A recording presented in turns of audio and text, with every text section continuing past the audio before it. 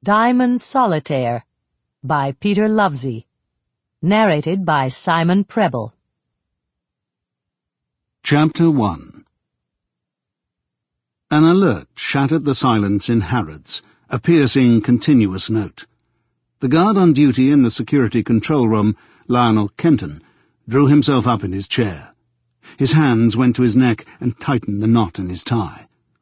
On the control panel in front of him, one of the light-emitting diodes, a red one, was blinking. If the system was functioning properly, someone or something had triggered a sensor on the 7th floor. He pressed a control that triggered the video surveillance for that floor. Nothing moved on the monitors.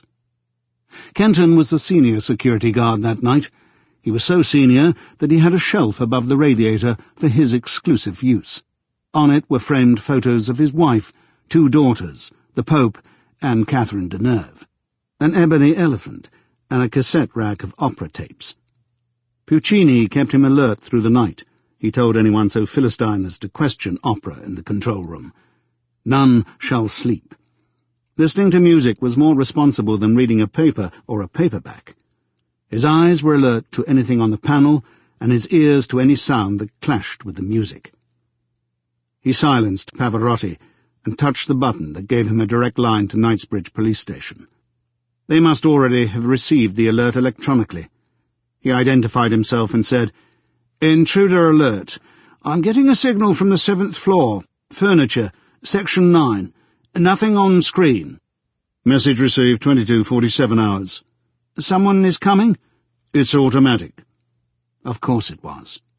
He was betraying some nervousness. He tried another survey of the 7th floor. Nothing untoward was visible, but then he hadn't much faith in video surveillance. Every terrorist knows to keep out of range of a camera, and he had to assume this was a terrorist. 22 night security officers were posted in various parts of the store. He put out a general alert and asked for a second check that all the elevators were switched off. The security doors between sections were already in position, and had been since the cleaners left. In the business of counter-terrorism, nothing can be taken for granted.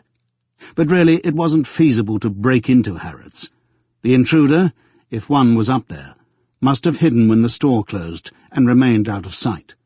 If so, someone's job was on the line. Someone who should have checked Section 9. You weren't allowed one mistake in this line of work. His second-in-command that night, George Bullen, burst in. He'd been patrolling when the alert sounded. "Where's it from?" "7th. Sample complete. Ready to continue?